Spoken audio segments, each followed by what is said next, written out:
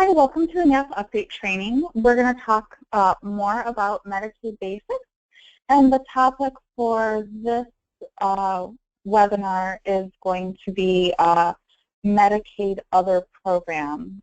So we're going to talk about programs that may intersect with Medicaid. So right now we're focused on Medicaid for, programs for persons living in the community. And we've already talked about AD care and a Medicare savings program in another webinar. And there was a Medicaid deductible presentation in a separate webinar. And so in this section, we're going to focus on freedom to work, 503 individuals, and disabled adult children. So one of the other Medicaid program, is sometimes there's an SSI connection. So SSI is supplemental security income. This is a benefit that's offered by the Social Security Administration for people whose retirement or disability credits don't give them a Social Security check that is at least poverty level. So for those individuals that whose SSI check is very low or maybe non-existent, the Supplemental Security Income, or SSI, is a benefit to bring people up to poverty level. RSDI, Retirement Survivors Disability Insurance, that's the Social Security check that most people receive. So sometimes people incorrectly call their Social Security benefit SSI, and it's not it. It's actually RSDI. But if somebody's just getting, a retirement or Social Security, that's insurance. That's their Social Security insurance called RSDI, Retirement Survivors Disability Insurance. And that benefit is very, very different than SSI, or Supplemental Security Income. SSI is not insurance, it's an entitlement program, meaning it's a program that's funded through the general fund. It's not insurance, it's a benefit for low-income individuals. So, I wanted to spend a little minute describing what SSI is. And because SSI is available to persons with such low incomes,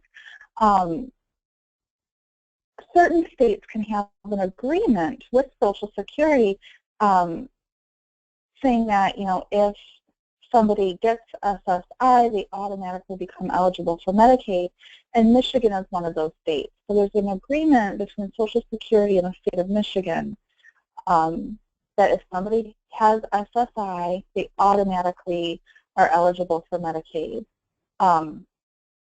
So because of the special arrangement, the MDHHS office cannot open up a Medicaid case for an SSI beneficiary. And that's because the process is initiated from the Social Security office. Likewise, if somebody is no longer eligible for SSI and they lose their automatic Medicaid, they may have to reapply through MDHHS.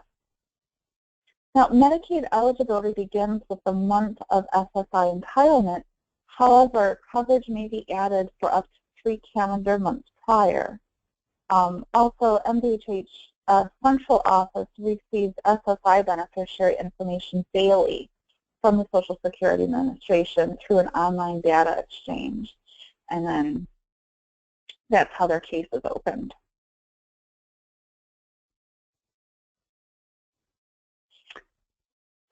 So there's some other Medicaid in the community programs. The first program that may interface with us is the Healthy Michigan program, and that's the Medicaid expansion under the Affordable Care Act for adults who are under the age of 65 who are not yet eligible for Medicare. BEM 137 addresses this program. So this is just Medicaid for adults who do not have Medicare. And sometimes when we'll see this is maybe somebody is on Healthy Michigan and then they become eligible for Medicare. Sometimes we get calls when people are transitioning, or sometimes you know, we'll help somebody who's on disability in that 24 months waiting period for Medicare. And sometimes Healthy Michigan can help if they meet the income criteria. So that's what the Healthy Michigan plan is. Another Medicaid program is Disabled Adult Child. Now, this is a special category that doesn't happen too often, but it's for those adults who were receiving SSI but no longer because they receive Social Security benefits under a parent's record. So, you know, this is a very specialized category. BEM 158 handles that. And if you ever have somebody that's in the DAC category, some of their income is excluded. So one of the triggers to help identify if this is a DAC, you know, it might be if somebody's working, or if you're dealing with somebody who's an adult who might be able to claim under their parents' work record. It doesn't happen too often, but sometimes it does.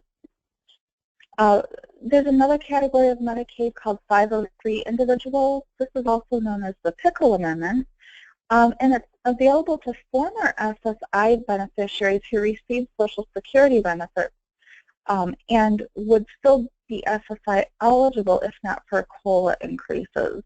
So, you know, it's for those people on the cusp of losing their or on that cusp, who's, you know, and again, I've never had a 503 individual case in 10 years, and it probably happens once in a blue moon. Then there's also Freedom to Work, or FTW, and this is for people who are disabled or blind, but are employed or self-employed. They might be eligible for this category of Medicaid, and they may have to pay a monthly premium. So this category of Medicaid, you know, is to give people the flexibility to try to work or to work a little bit. And it would usually, when people are in this category, it's not full-time employment. It's just a little bit to kind of, you know, get a little bit of extra income, get somebody out of the house, that kind of thing. Now, these other programs, you know, we're not focusing too much on them because you're not going to be required to do too much with them. It's just to be aware that they exist. Now, let's take a minute and talk about the application process. The application process can be found in BAM 110. When somebody can apply for Medicaid either in person, by mail, telephone, email, or online. Sometimes the receptionist may tell somebody that you have to apply online. No, they can apply in any of these ways. If they want a paper application, then they have to be given a paper application, and that's by federal law. So the application form is DCH 1426, and that's the application for health coverage and help paying costs. That's the name of it. And it's a single application for all Medicaid categories. A person would fill that out and then fill out the Appendix D for MSP and Medicaid. Now, those on Medicare also have to complete DHS 1004, and that's a healthcare coverage supplemental questionnaire. If they have to complete that if they did not complete Appendix D. And the reason they have to fill out that extra form is that the Healthy Michigan Plan, the Medicaid expansion under the Affordable Care Act, those Medicaid categories don't ask for assets, where the Medicaid categories like AD Care and Medicare Savings Program, those do ask for assets. So that DHS 1004 or the Appendix D would provide information on the assets so that a person's application can be processed.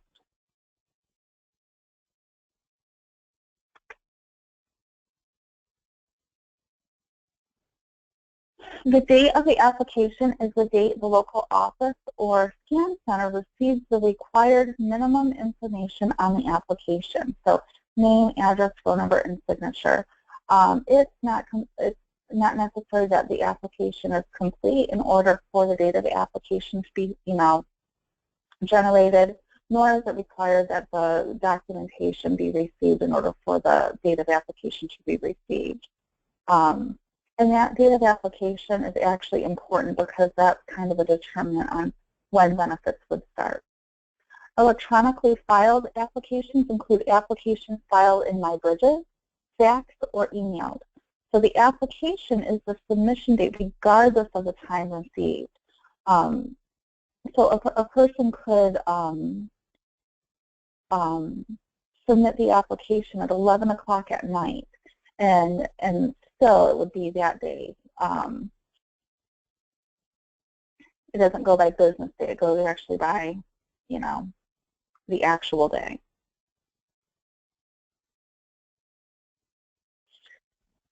The local office must assist beneficiaries who need and request help to complete the application form. This is really important because sometimes, it's a confusing process.